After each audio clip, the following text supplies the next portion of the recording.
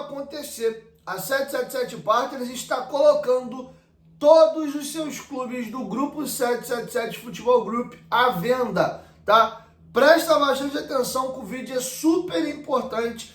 Tem novas informações e detalhes de todo o problema que estourou junto à 777, tá? Você vai entender detalhadamente a situação de cada clube, o negócio se agravou e por onde anda Josh Wanderers e Steven Pasco, tá? Então preste atenção que a gente vai se debruçar e mergulhar sobre isso nesse vídeo. Talvez deve ficar um pouquinho extenso, mas preste atenção porque são detalhes importantes para depois tu não ficar boiando, beleza? Então já chega, ó, deixando o dedo no like que ajuda mais pessoas a assistir esse vídeo e tomar ciência de tudo que está acontecendo. E se inscreva aqui no canal, porque nós gravamos de 2 a 3 vídeos por dia. Então me dá essa moral se inscrevendo aqui e seguindo a minha conta pessoal também lá no Instagram, beleza? Amanhã temos final de Champions League, Real Madrid e Borussia Dortmund. No sábado o Brasileirão volta, o Vasco joga contra o Flamengo no domingo.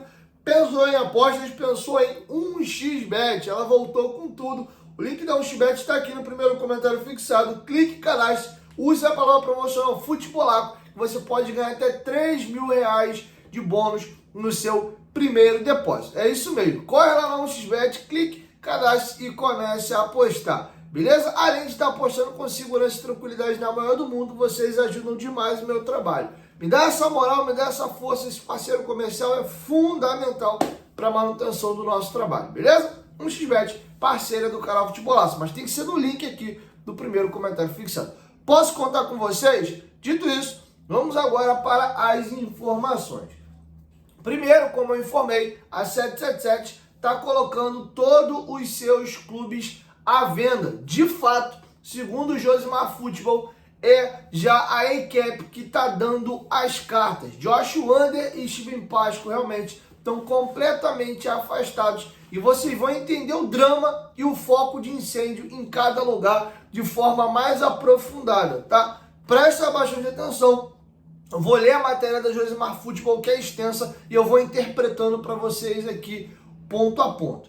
Beleza? A manchete da matéria da Josimar Futebol é: sexta-feira preta, tá? O negócio ficou estranho hoje e tem um detalhe importante, que hoje é o último dia da prorrogação do prazo que a 777 tinha para conseguir adquirir o Everton lá na Premier League, beleza? O Genoa Cricket e Futebol Clube sempre foi apresentado como o aluno estrela na turma indisciplinada da 777 Partners. Comprado em setembro de 2021, junto ao Enrico Preziosi, o colorido proprietário da maior empresa italiana de produção de brinquedos, o Decano do Cálcio, estava numa situação financeira tão difícil que custou apenas €1. A 777 pagou €1 para adquirir o Genoa. Como assim, Diguinho? O cara comprou por €1, R$5?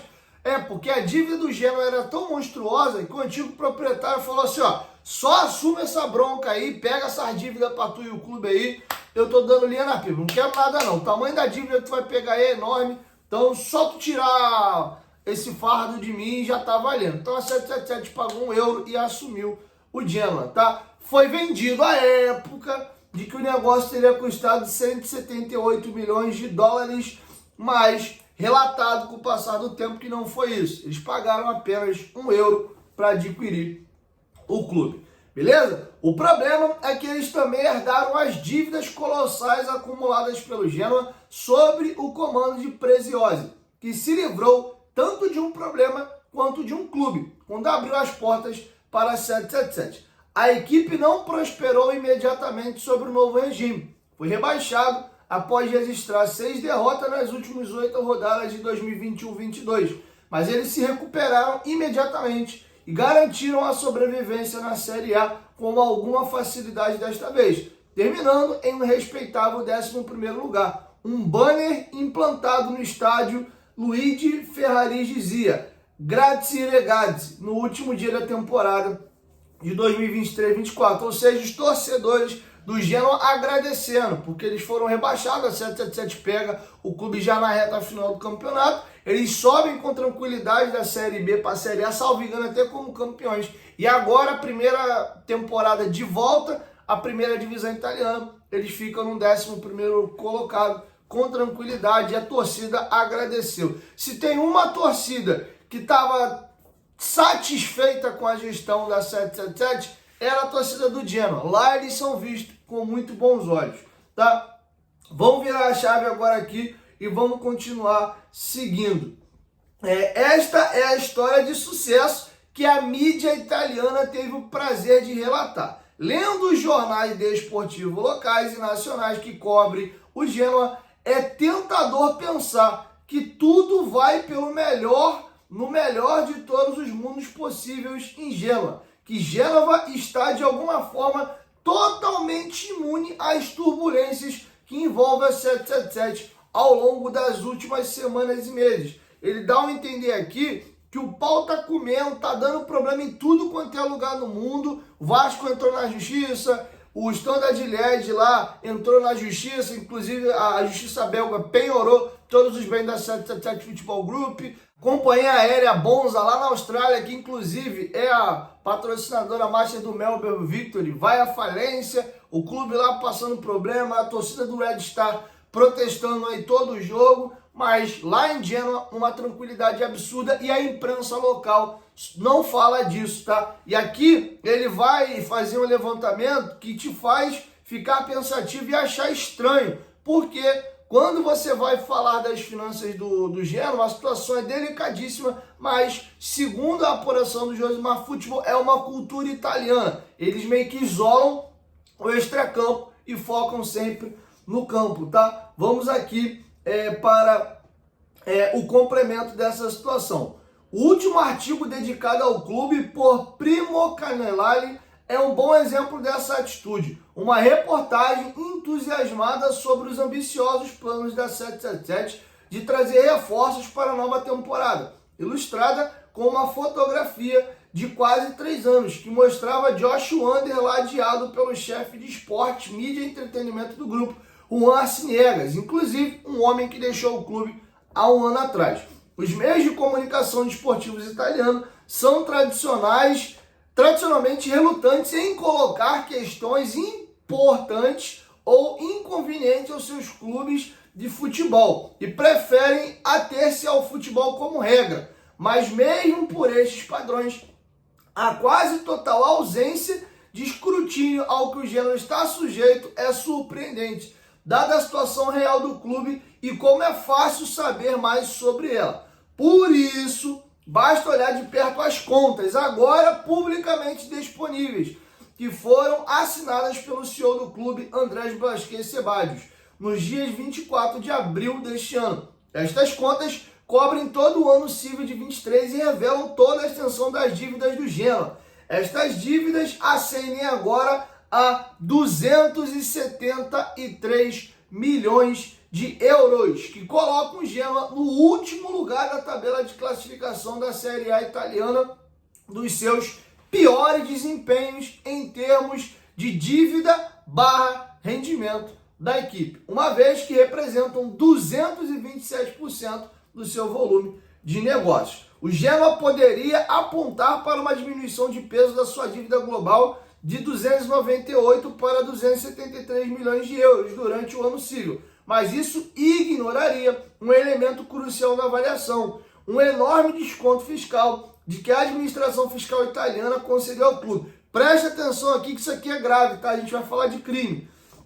Argumentando que estavam em estado de crise ou insolvência e depois de não terem conseguido saldar suas dívidas ao fisco e à segurança social, transferindo-as para uma das subsidiárias do clube. O Genoa apresentou um recurso, como a divisão de falências do Tribunal de Gênova em 2 de novembro, 2 dias depois de ter sido alcançado um acordo de princípio com a Receita, a quem o clube devia um total de 106 milhões de euros em impostos e contribuições social. Este recurso foi bem sucedido, até mesmo saudado como uma vitória pela sempre leal mídia. Eles acham estranho a forma como a mídia comunica lá as informações. E mais tarde, confirmado pelos juízes em janeiro de 24. O Genoa recebeu um corte de impostos e contribuições sociais num total de 65% e recebeu termos generosos de reembolso, né? Recebeu dinheiro do governo, que explica por que é que as novas contas mostram uma grande queda de quase exatamente 50% no montante devido ao governo italiano. Conforme relatado por Josimar, este acordo só foi possível, preste atenção aqui, ó, graças à verificação da agência tributária de que o Genoa apresentava as características necessárias para, nesse tipo de situação de crise, fosse uma vitória. Seria uma vitória do qual Pirro teria se orgulhado. No entanto, o último conjunto de contas não mostra uma redução nas dívidas do clube proporcional ao desconto concedido pelas autoridades. A razão para isso é que as dívidas do Genoa para com outros credores aumentaram significativamente no ano em 31 de dezembro. Os fornecedores agora devem 14,8 milhões de euros. No ano anterior, a dívida era de 6,6 milhões. Outras instituições financeiras, eles devem agora 58,7 milhões de euros e antes deviam 28 milhões de euros. As dívidas, ao qual também não são especificadas, também aumentaram de 30 para 43 milhões de euros. E aí eles vão falar dos tais 7 bilhões desaparecidos, tá? Vamos seguir aqui. Não é como se o Genoa pudesse arcar com este fardo. O clube perdeu 33 milhões de euros em 2023, apesar de uma grande reestruturação das finanças do clube, que fontes italianas disseram para Josimar que poupou cerca de 70 milhões no balanço. Caso a 777 quisesse vender o Genoa, quanto que eles ou os credores que prometeram seus ativos futebolísticos receberiam por isso? Talvez muito mais do que pagaram ao Henrique Preziosi há 3 anos. Ou seja, eles acreditam que se forem colocar o Genoa à venda hoje, eles não vão receber muito mais do que aquele 1 euro que eles compraram o clube em 2021, já que a situação do clube financeiramente é delicadíssima. E aqui a gente vai falar de a possibilidade de um crime, tá? Do sumiço dos tais de 7 bilhões. A manchete diz os 7 bilhões desaparecidos.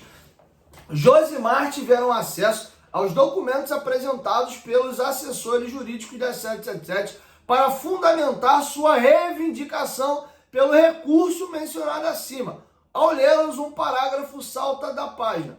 Os próprios advogados da 777 avaliam o valor total do grupo 777 como um todo, incluindo os seus interesses em 49 empresas e outras 600 afiliadas e subsidiárias em cerca de 3 bilhões de dólares, né? Que eles falam aqui 3 mil milhões de dólares. Este número está em total desacordo com os números utilizados pela própria 777 nas suas mesas de pitch, que avaliam os ativos detidos pelo grupo como um todo em 10 mil milhões de dólares. Ou seja, eles informam que tem 3 mil...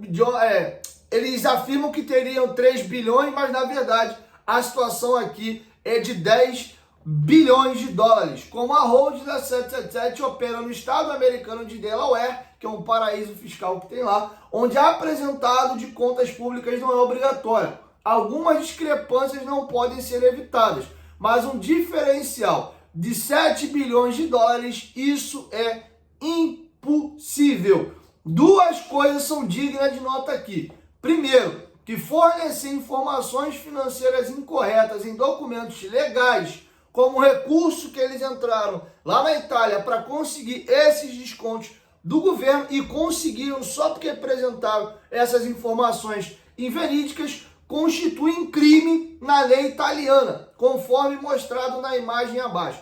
Em segundo lugar, que a avaliação dos 3 bilhões de dólares que foi apresentada como verdadeira e correta no estado atual das coisas foi feita em 31 de outubro de 23, ou seja, antes dos seus negócios de resseguros lá em Bermudas, a 777 RE, que é uma resseguradora que eles operavam lá em Bermudas, um principal fornecedor de fundos para as operações do futebol da 777, foi colocado sob controle administrativo. E antes que a agência de classificações de risco, a AMBEST, rebaixasse eles de A-, que é considerado um ótimo pagador, para B-, que é um pagador razoável, e depois para C-, que é um pagador ruim, em fevereiro de 2024. A Josimar pediu uma explicação à 777, mas não recebeu nenhuma até o momento da redação deste artigo. Então aqui eles fazem o resumo da situação lá em Gênua, tá? Que mesmo eles conseguindo de forma fraudulenta, mentindo para o governo italiano, apresentando garantias de que eles tinham a condição necessária para ganhar do governo italiano essa renegociação da dívida e ter reduzido substancialmente a sua dívida com o fisco e também com a questão de seguridade social, eles ainda assim burlaram o sistema para conseguir a redução, e mesmo com isso as outras dívidas do clube subiram consideravelmente, e mesmo que eles fossem vender o clube agora, eles não conseguiriam vender por muito mais do que eles compraram, que foi os tais €1, tá? Vamos agora aqui explicar para vocês a situação do Standard Liège na Bélgica. Aqui o negócio buraco é mais embaixo.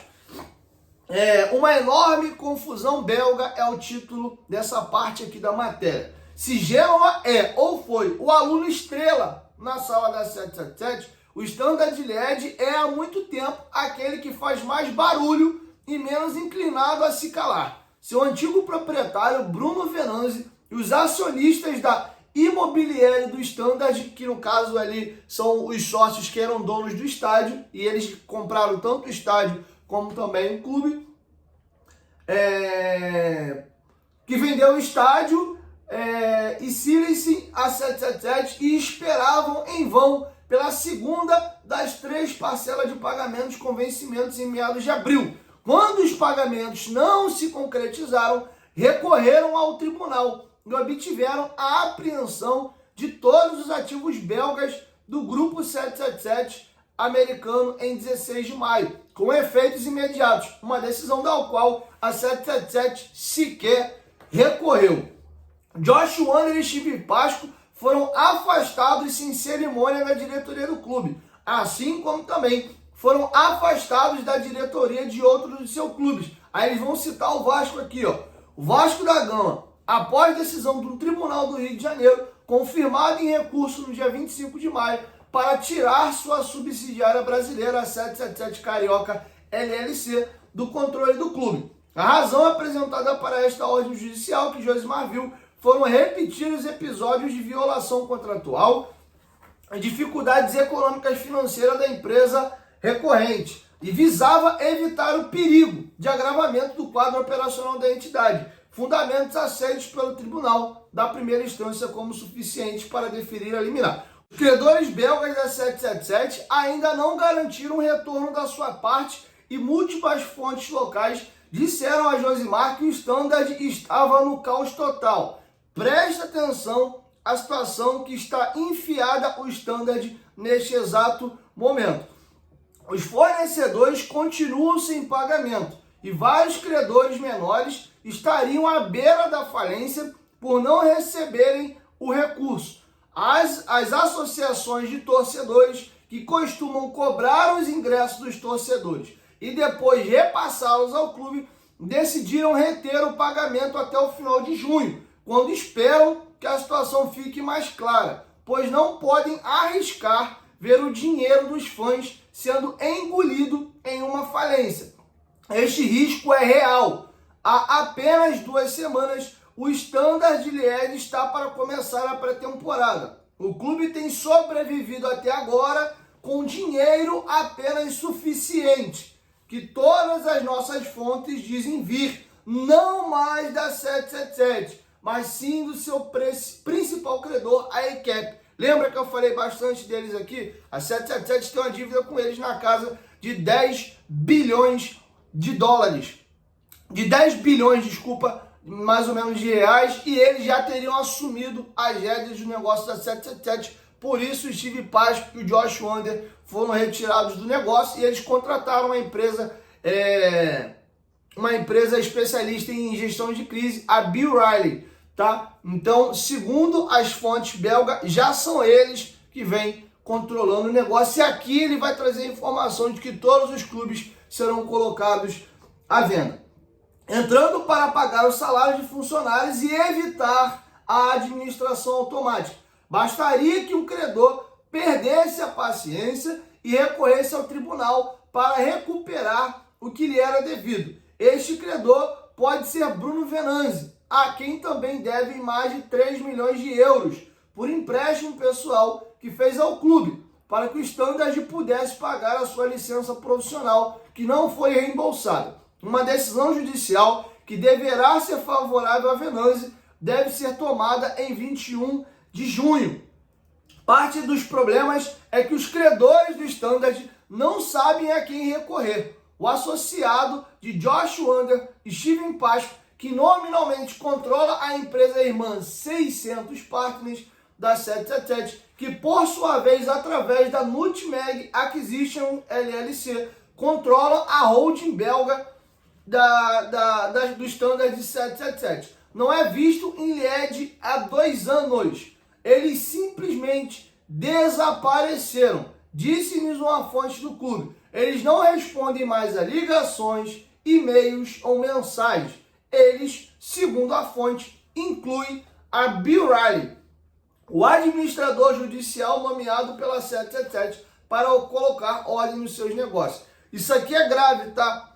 A informação da Josimar Futebol é que as fontes do Standard Liège dizem que há 2 anos ninguém tem notícia e ninguém tem visto nem o Steve Wander, nem o Josh Wander, nem o Steve Pasco, tá? Ambos sumiram e nem a própria Bill Riley, que foi a empresa contratada para gerir essa crise da 777, ninguém responde a telefonema, mensagem de WhatsApp, e-mail, nada. Os caras simplesmente sumiram. Há 2 anos sequer eles pisam lá na Bélgica. Olha como a situação do Standard Liège é grave, tá bom? Agora a gente vai continuar aqui para um assunto bastante delicado e importante que tange ainda essa questão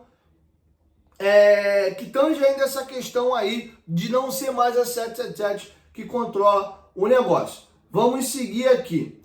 Isso não impediu que representantes do banco de investimento Moelis, com sede em Nova York, abordassem potenciais compradores ao Standard Liège, poucas horas depois de um juiz de Liège ordenar a apreensão de todos os ativos da 777 no país. A Josimar Futebol foi informada de forma confiável que os potenciais compradores foram solicitados a assinar um acordo de confidencialidade, mas não tiveram acesso a uma sala de dados, nem foram informados para quem a Moelis estava agindo, ou seja, eles receberam o oferecimento da Moelis para se eles tinham interesse ou não de comprar o clube, mas em momento algum também eles tiveram acesso aos números. Eles não sabem exatamente quem é que está colocando o Standard Liège à venda. Vamos seguir aqui. A suspeita é que não foi a 777 que contratou a Moelis, mas sim a ACAP, que tem se desinvestido na empresa de Miami como resultado desses rebaixamentos de classificação e tem um primeiro penhor sobre todos os seus ativos. Várias fontes independentes afirmam a Josimar Futebol que a ACAP está agora comandando o show e que instruiu a Moelis a encontrar compradores para todos os clubes do portfólio 777. Isto não seja surpreendente quando se considera que os empréstimos da ACAP foram feitos não apenas à Nutmeg, entidade da 777 que gere toda a operação do futebol, mas em alguns casos também diretamente aos próprios clubes, como o Hertha Berlim, a receber pelo menos 2 desses empréstimos. A matéria está dizendo aqui que essa empresa colocou a ECAP dinheiro também diretamente dentro do Hertha Berlim. Então já era um sinal de que eles já vinham controlando as operações por fora, tá bom? Vamos seguir aqui com a matéria. A relação simbiótica da ECAP com a 777 foi delineada pela Lindenholm. Lembra aquela ação que corre no Tribunal de Nova York, de que uma empresa emprestou 350 milhões de dólares para a 777 e eles alegam que eles não apresentaram garantias que não existem ou que já tinham sido dadas a outra entidade. E aí, nessa matéria, eles denunciam de que a 777 virou uma empresa de fachada e quem comanda por trás agora é a ECAP sob os holofotes de Kenneth King. Lembra que eu trouxe essa matéria para vocês aqui? Então vamos seguir aqui, ó. A Lindenholm, no recente processo judicial que o credor com sede em Londres moveu contra ambas as empresas por fraude e penhor duplo de ativos. Nele, o proprietário da ECAP, Kenneth King, é descrito como o mágico de Oz por trás da cortina dos parceiros da 777. Agora, empenhado em conseguir o máximo que puder pelos clubes. Além disso, a ECAP iniciou negociações com diversas partes interessadas no Everton, onde tem fundos vinculados. Isso porque foi a ECAP quem financiou os 193 milhões de libras em empréstimos para capital de giro e custos do estádio feitos pela 777 ao clube da Premier League, como parte do seu acordo de compra e venda. Esse acordo foi recentemente prorrogado pelo proprietário do Everton, o Farhad Moshiri, para a surpresa de muitos, mas deveria expirar nesta sexta-feira, agora 31 de maio, e não se esperava mais que a 777 concluísse a tão esperada aquisição. E aqui agora a gente caminha para a reta final. Steve Pasco e eu mantemos nossos papéis ativos. Isso aqui seria uma confissão. Vamos seguir. E isto leva-nos a outro grande acontecimento das últimas semanas. As demissões de Josh Wander e Steve Pasco.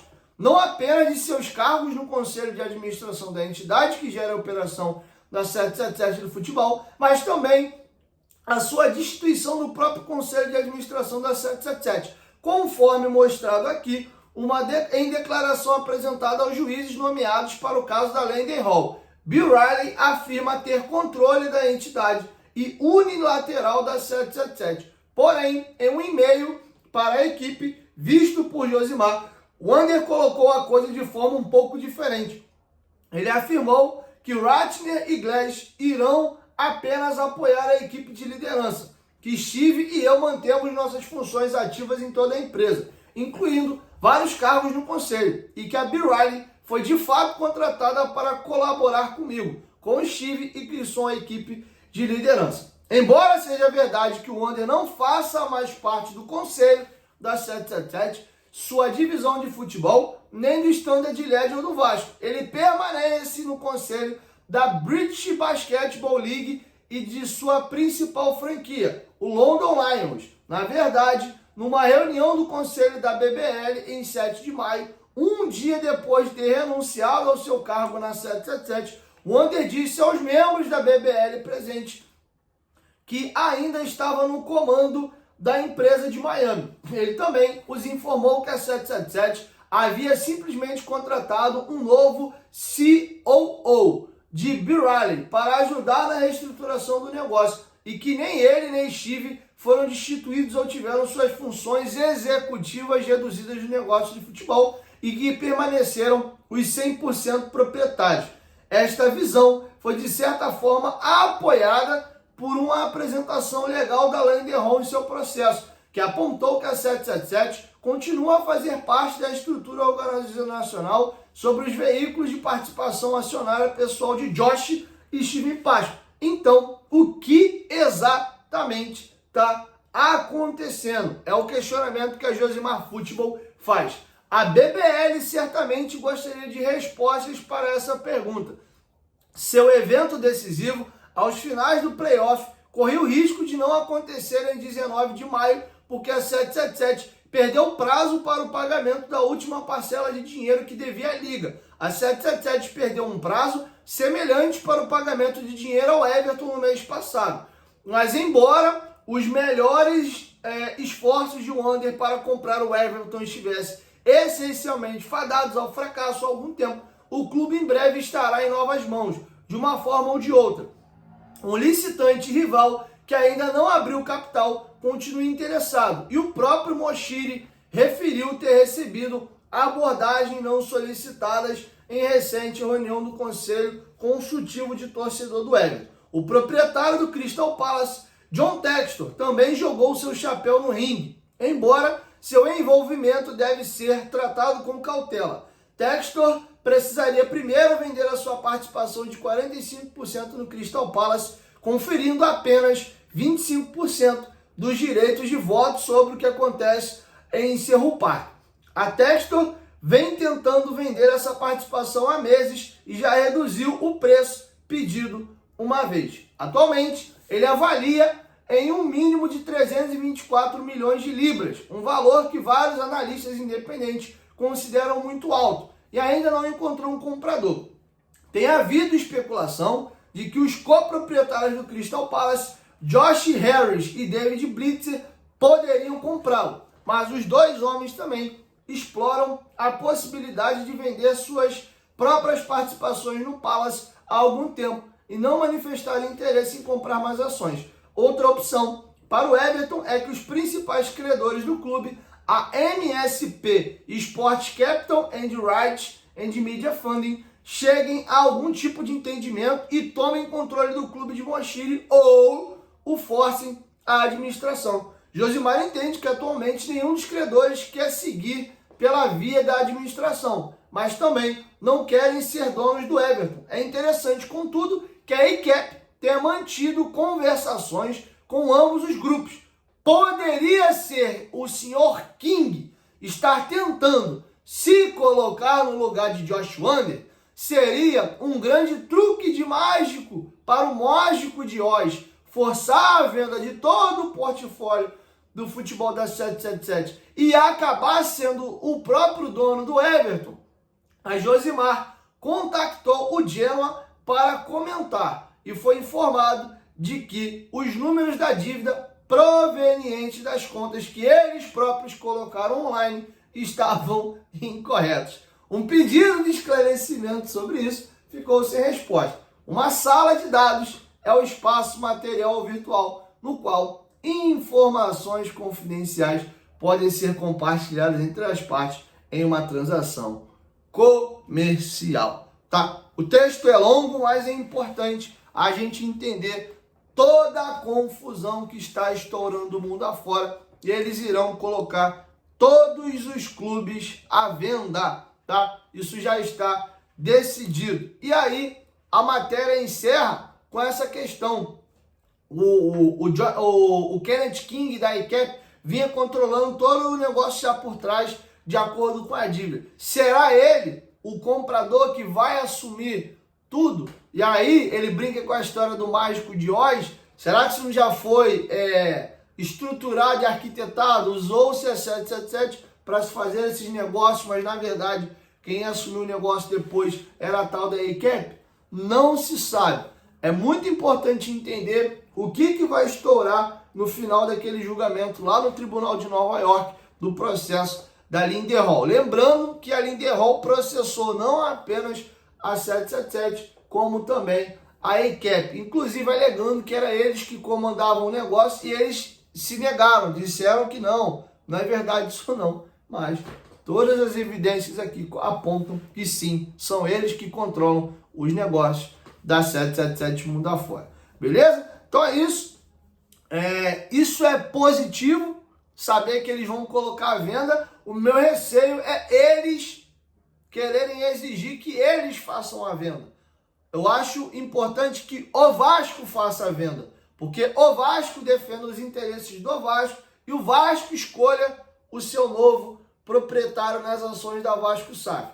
Vai saber lá Deus para quem a 777 tem interesse de vender as ações dele. Haja visto que a gente não tem mais confiança na empresa e não vê mais a empresa como uma empresa idônea, tá bom? Então isso é que me deixa aqui um pouco preocupado. E até agora não está claro como é que vai funcionar essa revenda das ações.